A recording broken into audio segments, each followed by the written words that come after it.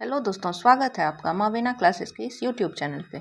तो बिहार बोर्ड के class 10th के सभी विद्यार्थियों के लिए एक इम्पॉर्टेंट चैप्टर है प्रकाश के परावर्तन एवं अपवर्तन। तो इसके छोटे छोटे भागों को हमने देखा था पिछली कक्षा में, जिसके प्रथम भाग के बारे में आज हम पढ़ेंगे, जो है प्रकाश के स्रोत एवं प्रकृति। पहला क्वेश्चन ये हमारा है कि जिस वस्तु से प्रकाश निकलती है उसे हम क्या कहते हैं। तो आपको पता होगा कि कोई भी वस्तु है, मान के चलिए ये है, यहाँ से प्रकाश निकल रही है, तो इसको क्या बोलना है, तो इसे हम क्या बोलेंगे, स्रोत बोलेंगे। कहीं से हमें कुछ मिल रहा है तो उसे स्रोत बोलेंगे। तो इसका सही आंसर क्या होगा, प्रकाश का स्रोत। ठीक है, अब आप सोचिएगा कि प्रकाश आखिर है क्या, प्रकाश में क्या का मतलब ही क्या है। तो प्रकाश वह कारक है जो हमारी आंखों को संवेदना देकर वस्तु को दृश्यमान बनाती है। यानी आपके पास आंख होते हुए भी अगर यदि प्रकाश नहीं है तो आप कुछ भी देखने के लिए संभव नहीं है। इस प्रकार हम देखते हैं कि यदि आपके पास आंख है फिर भी यदि प्रकाश नहीं है तो आप कुछ भी नहीं देख सकते हैं। तो प्रकाश वह कारक है जो हमें देखने के लिए, वस्तु को देखने के लिए उसे दृश्यमान बनाती है। आइए हम अगले क्वेश्चन को देखते हैं, प्रकाश की प्रकृति कैसी होती है। अब यहाँ पे बात हो रही है इसके गुण के बारे में, इसमें कौन सा गुण पाया जाता है। तो इसमें एक तो ये देखिए, ये एक तरंग है, ये पता है। दूसरा है ये कण, ये है, इसके छोटे छोटे कण हैं जिसके माध्यम से ये चलती है, कि कण के रूप में भी ये रहती है। तो इसका सही आंसर क्या होगा, इनमें से दोनों। इसकी प्रकृति कैसी है, कणीय प्रकृति भी है और तरंग प्रकृति भी है। तो इसका सही आंसर है इनमें से दोनों। अब आगे देखते हैं, प्रकाश की कणीय प्रकृति को क्या कहा जाता है। अब तरंग प्रकृति जैसे था, तो तरंग में ये क्या है, अनुप्रस्थ तरंग है। उसी प्रकार इसकी कणीय प्रकृति को क्या कहते हैं, तो इसे फोटोन कहा जाता है। ये कण के बंडल के रूप में मिलता है, इसीलिए इसे फोटोन कहा जाता है। अब अगला प्रश्न है प्रकाश किस माध्यम में चल सकता है। इसमें जरा आप सोचिए कि प्रकाश किस माध्यम में चल सकता है, ठोस में, द्रव में, गैस में या वैक्यूम में यानी निर्वात में। तो ये सोचिए, सूर्य और पृथ्वी दोनों के बीच की दूरी को आप देखिए। ये हो गई आपकी पृथ्वी अर्थ, ये हो गया आपका सन यानी सूर्य। इस दोनों के बीच में एक तो यहाँ पे हमारा वायुमंडल है, इसके बाद कुछ स्थान खाली है जिसे हम लोग निर्वात कहते हैं। तो ये सनलाइट जो यहाँ पे आ रही है, यहाँ तो इसे माध्यम मिल रहा है कि वायुमंडल है, इसमें गैस एक माध्यम है, कहीं द्रव माध्यम है, कहीं ठोस माध्यम है। लेकिन ये स्थान जो बिल्कुल खाली है अंतरिक्ष में, यहाँ से भी ये गुजर रही है। यानी प्रकाश किस माध्यम में चल सकती है, तो वायु में भी, निर्वात में भी, ठोस में भी, द्रव में भी, हर माध्यम में ये चल सकती है। तो इसका सही आंसर क्या होगा, आंसर घ, इनमें से सभी। चलिए अब अगले प्रश्न की ओर हम चलते हैं, सूर्य और तारे प्रकाश के कैसे स्रोत हैं। सूर्य और तारे को आपने बनाया है, हमने बनाया है, किसी ने नहीं। तो ये कौन सा स्रोत होगा, प्राकृतिक स्रोत होगा। अब है निम्नलिखित में कौन सा मानव निर्मित प्रकाश स्रोत है। तो सूर्य, तारे, जुगनू को भी नहीं बनाते हैं हम लोग, मानव निर्मित तो नहीं है। तो जलता हुआ बल्ब सही आंसर होगा। प्रकाश एक प्रकार की क्या है।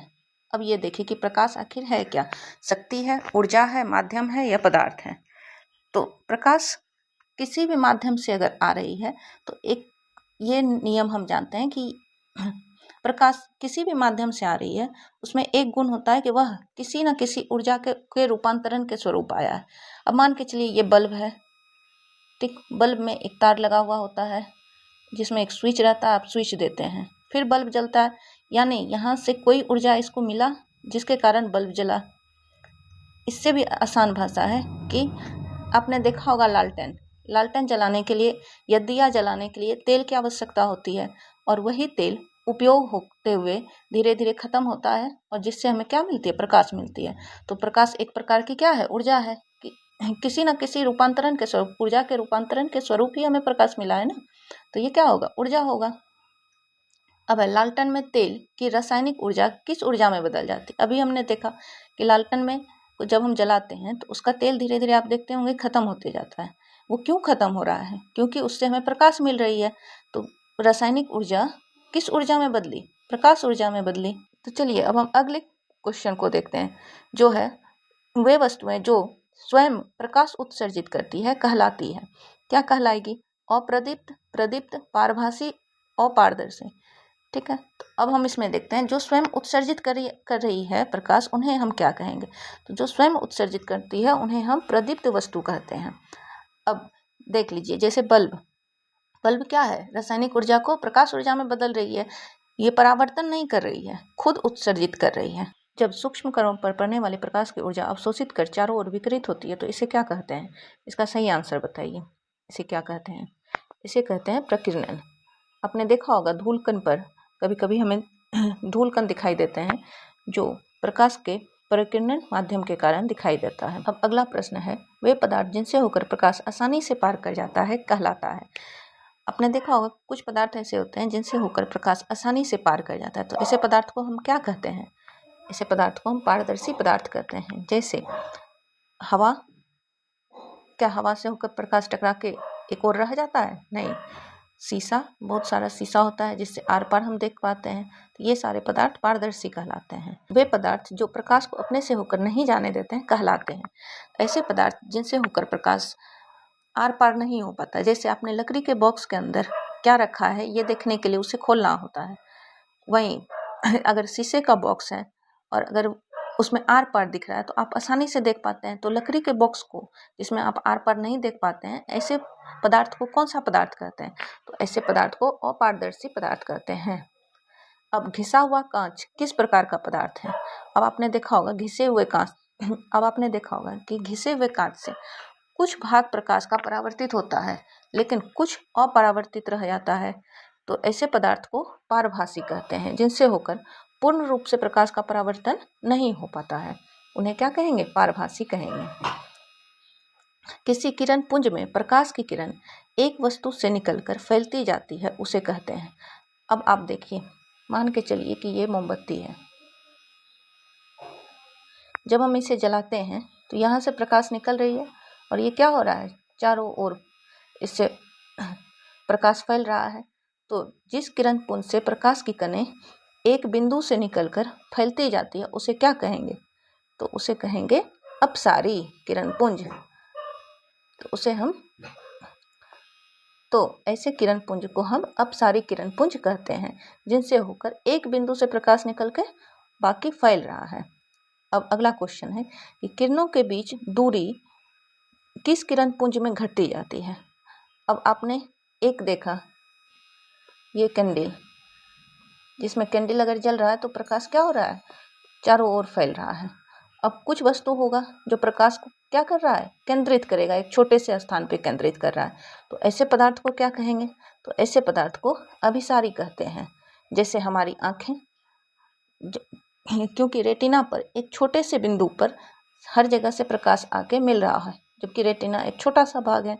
उसी प्रकार कैमरा, हम फोटो लेते हैं, कैमरे में क्या हो रहा है कि दूर दूर से प्रकाश आ रहा है, लेकिन एक छोटे से फोटो में सारा कुछ एडजस्ट हो जाता है। तो इन्हें क्या कहेंगे, अभिसारी। अब अगला प्रश्न हम देखते हैं कि पुस्तक, मेज और कुर्सी किस श्रेणी में आता है।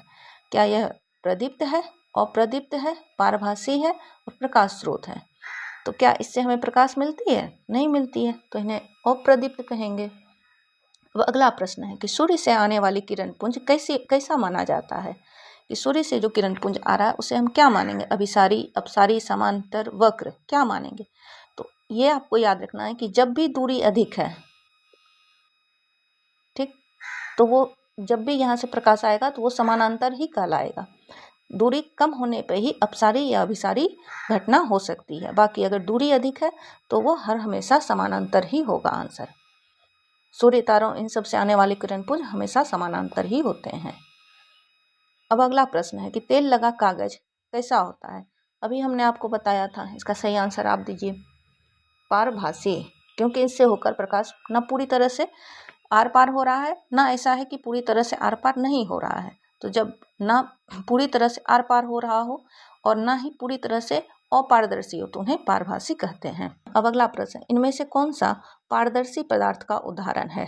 क्या लोहा, लोहा के आर पार हम देख पाते हैं, नहीं। पत्थर के आर पार देख पाते हैं, नहीं। कांच और लकड़ी, तो लकड़ी के आर पार भी हम नहीं देख पाते हैं, तो इसका सही आंसर क्या होगा, कांच। दूध और घना धुआं किस प्रकार के पदार्थ हैं। पारदर्शी, पारभासी, अपारदर्शी, इनमें से कोई नहीं। तो दूध और घना कोहरा पारभासी में आते हैं, क्योंकि इनसे होकर प्रकाश के कुछ अंश आर पार होते हैं। अब अगला प्रश्न हम देखते हैं। प्रकिरणित प्रकाश के कारण हम दिन में उन वस्तुओं को देख पाते हैं जिन पर सूर्य का प्रकाश सीधे पड़ता है, सीधे नहीं पड़ता है, बिल्कुल नहीं पड़ता है, इनमें से कोई नहीं। तो इसका सही आंसर होगा सीधे नहीं पड़ता है। अब धूल कण, क्या छोटे छोटे उतने छोटे छोटे कण पे प्रकाश सीधे पड़ रही है? नहीं पड़ रही है, लेकिन फिर भी प्रकीर्णन के कारण हम इन्हें देख पाते हैं। चलिए अब अगले क्वेश्चन को देखते हैं। अभिसारी किरण पुंज में प्रकाश की किरणें क्या होती हैं? अभी अभी हमने बताया था कि ये है कैमरा का लेंस, इसमें क्या हो रहा है, हर जगह से प्रकाश आके एक बिंदु पे मिल रहा है, तो ये क्या कहला रहा था? अभिसारी। तो अभिसारी किरण पुंज में प्रकाश की किरणें क्या हो रही है? एक बिंदु पर आकर मिलती है, एक बिंदु से फैलती है, एक दूसरे के समानांतर होती है और मुड़ जाती है। तो यहाँ क्या हो रही है? एक बिंदु पे आके मिल रही है। हम वस्तुओं को कब देख पाते हैं? तो हम वस्तुओं को कब देख पाते हैं? जब प्रकाश वस्तुओं से टकराकर हमारी आंखों तक पहुंचता है, जब हमारी आंखों से प्रकाश निकलता है, जब अंधेरा होता है, जब प्रकाश वस्तु द्वारा सोख लिया जाता है। अब देखिए इसका आंसर क्या होगा। जब हम किसी वस्तु को देखते हैं तो उस वस्तु से प्रकाश का टकराकर हमारी आंखों तक पहुंचना आवश्यक होता है, क्योंकि बिना परावर्तन के हम वस्तुओं को नहीं देख पाते हैं। अब अगला प्रश्न है कि हवा और शुद्ध पानी उदाहरण है किसका? अपारदर्शी का, पारदर्शी का, पारभासी का और प्रदीप्त का। तो हवा और शुद्ध पानी, अगर पानी में कुछ मिलाया हुआ नहीं है, वह शुद्ध है, तो ये सभी किसका काम करता है? पारदर्शी का काम करता है। जैसे समुद्र में आप देख सकते हैं कि नहीं नीचे, क्योंकि वहाँ का पानी क्या है? साफ है। आज हमने इसे प्रकाश के परावर्तन एवं अपवर्तन चैप्टर के एक भाग को पढ़ा, जिसका क्या नाम है? प्रकाश के स्रोत एवं प्रकृति। तो इससे संबंधित जितने भी प्रश्न आ सकते थे ऑब्जेक्टिव में, उन्हें हमने देख लिया और हम कोशिश करते हैं कि आप लोग भी इसे याद करेंगे। और अगर किसी प्रश्न के किसी आंसर में आपको दिक्कत आ रही है तो आप हमें कमेंट करके पूछ सकते हैं। Thank you. और हमसे अगले क्लास में जुड़ने के लिए चैनल को सब्सक्राइब करें, ताकि आपको नोटिफिकेशन मिले और आप अगली कक्षा को देख सकें। Thank you.